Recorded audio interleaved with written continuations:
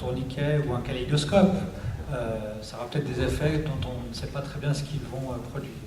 Mais c'est vrai que la question, elle doit être posée dans cette relation aux qualités et aux caractéristiques du paysage. Quand un artiste travaille, il travaille aussi sur ces questions-là. Et quand un architecte travaille, ou quand un urbaniste travaille, il travaille sur ces questions de relation, de lecture, de compréhension. Et c'est ce qu'on attend des opérateurs industriels à cette échelle-là. On est dans une échelle qui est nettement territoriale. On n'est plus dans une œuvre d'art unique. Et je pense que cette dimension-là, elle doit être prise en compte comme étant un facteur déterminant dans la façon d'implanter, de prévoir, de planifier.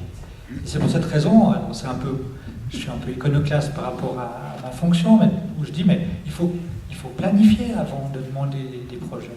Ça aurait été, à mon sens, la juste voie. Aujourd'hui, on est dans cette situation où on a à la fois des opérateurs et on a une planification. Maintenant, il faut qu'on fasse en sorte que ces deux choses, elles se rencontrent, puis qu'elles produisent quelque chose qui ait du sens d'un point de vue du territoire. C'est ça l'objectif en tout cas que j'essaie de mettre en œuvre dans les relations que j'ai avec les autres partenaires. Parce qu'évidemment, nous on parle ce soir du paysage à la fois bâti et entre guillemets naturel, mais c'est vrai qu'il y a encore plein d'autres intervenants. Nous ne sommes pas, ni Mme Streller-Perrin ni moi-même, des porteurs de cette opération en termes cantonaux. C'est le service de l'énergie. Et là, je pense qu'il y a effectivement, au sein du service de l'énergie, des préoccupations qui doivent s'ouvrir sur ces questions d'intégration paysagère, parce qu'elles passent, pour revenir sur ce que disait tout à l'heure Madame Schmitt, hein, c'est ça, excusez-moi, sur la question de l'acceptabilité. Tant qu'on n'a pas un projet qui est communicable d'abord, et donc potentiellement acceptable, on n'a pas de projet. Et donc on n'a pas de solution. Monsieur ? Jean-Michel Piguet, je suis actif dans le domaine de l'aménagement du territoire. J'ai une question qui s'adresse probablement plutôt aux représentants des autres.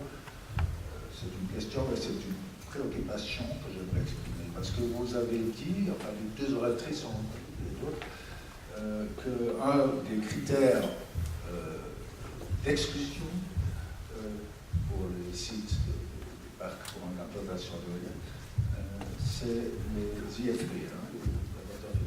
Et vous avez dit ça de façon relativement absolue. Là, c'est simple, parce qu'on s'aperçoit que c'est tellement complexe, ces questions de paysage, puis on se dit, ouf, là, on a un critère simple. Voilà. Là, il y a IFP, on ne touche pas et on n'a pas d'éoliennes. Or, si je suis bien informé, on corrigerait si je suis bien informé, un des principaux projets du canton de Vaud touche dans la vallée de Joux à un site IFP. Donc c'est négociable. Sur un site IFP. D'où ma question, je ne vais pas polémiquer, hein, mais peut-être que ça se passe au niveau gouvernemental et qu'en tant que vous-même représentant des travaux, vous ne pouvez pas vous expliquer, je ne sais pas. Mais la question reste, je me dis, si enfin on a un critère un peu solide et simple, relativement simple, si à la première occasion on déroge, est-ce que c'est la première occasion? Je ne sais pas, mais il y a une compensation, hein, il y a une négociation qui a eu lieu.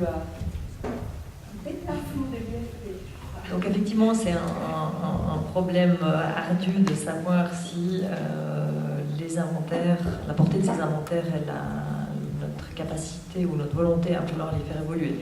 Alors, le problème du site d'Éole-Joux est un petit peu particulier pour la raison suivante. L'IFP de la vallée de Joux est un des plus gros périmètres d'inventaire nature et paysage, c'est en tout cas le plus gros qu'on a dans le canton de Vaud. C'est un territoire qui couvre l'entier de une grande quantité de communes sur l'entier de leur territoire. Donc le politique a été sensible, on ne l'a pas dit par rapport aux critères factuels, mais aussi à des critères d'acceptation locale, des projets qui sont portés par des régions. Et c'est vrai que dans le cas de la vallée de Joux, en fait, il y avait une impossibilité totale pour l'ensemble des communes de la vallée de Joux de proposer un projet étant admis que l'entier de leur territoire était compris dans un IFP. Donc c'était une situation un petit peu particulière, étant admis que les caractéristiques de Vont étaient là, mais ce territoire rendait impossible en fait ce projet. Donc c'est une décision politique, essentiellement, qui a conduit le Conseil d'État à demander à la Confédération d'envisager une modification de cet inventaire en insistant sur le fait que ça ne devait pas servir de prérequis aussi bien pour le canton de Vaud que pour d'autres cantons, et que c'était une situation exceptionnelle, justifiée, 1, par la taille de cet inventaire, 2, par un projet porté par la région et soutenu par la région, et que, évidemment, il s'engageait à compenser aux exigences de la Confédération la modification de cet inventaire. Voilà. Merci beaucoup. Je redonne la parole à monsieur. Je crois qu'il a vraiment quelque chose à dire. Ah, moi je veux dire quelque chose. Ah, désolé. Ah, c'était monsieur mais... Non, mais allez-y, on fera monsieur avec la Ouais, et puis après là. Alors, Nicolas Velti, service industriel de Lausanne. J'aurais peut-être juste fait un commentaire d'abord par rapport à ce que disait M. Schmitt et ce que disait M. Chenu. Effectivement, chacun défend sa position. Nous défendons la production énergétique. Les 2 éoliennes qui sont mises en cause par rapport à Montron, qui ont un impact effectif sur Montron, sont les 2 plus productrices du parc. Donc il y aura effectivement une pesée des intérêts à faire qui sera faite ni par les monuments historiques, ni par le promoteur, ni par le Seven, mais par le service du développement territorial ou le COPEOL, et probablement au final par le Conseil d'État. Donc c'est 2 intérêts contradictoires qui doivent encore être évalués. L'autre chose, par contre c'est une question à M. Chenu, c'est sa 2e carte. Je l'ai trouvée assez intéressante. J'aimerais savoir comment elle est faite, cette carte de densité de visibilité, et à quoi elle sert exactement. Merci. Pas de chance, c'est le Conseil d'État qui va décider. Non, plus sérieusement, c'est vrai que nous, les techniciens dans cette affaire, on propose des modes d'appréciation, puis ensuite, c'est le politique qui décide. Ça, c'est la règle, en quelque sorte.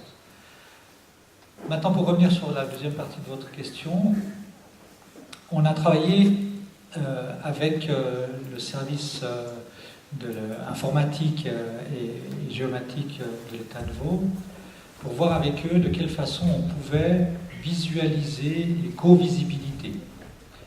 Et ils nous ont proposé un modèle qui effectivement est simplement un lancer de rayons, alors je parle un peu en termes techniques, mais un lancer de rayons à partir d'un point qui est celui de l'éolienne, et puis en regardant sur le territoire qui est modélisé en 3D, on voit très, très vite où s'arrête ce rayon et à partir de quel moment ce rayon n'est plus visible, parce qu'il est caché par une maison, par une forêt, par une topographie, etc.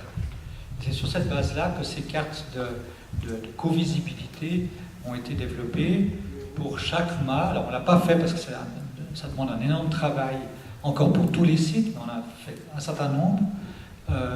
Et ça s'est fait chaque fois à la fois au sommet de la pale de l'éolienne, c'est-à-dire tout en haut du mouvement de rotation, au niveau du rotor et à mi-mât, pour aussi avoir une appréciation de la façon dont ces éoliennes sont perçues.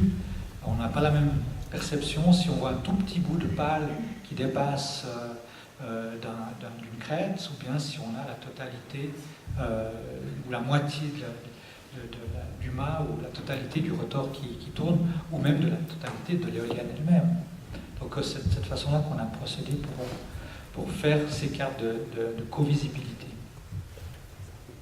Encore juste une précision par rapport à la forêt.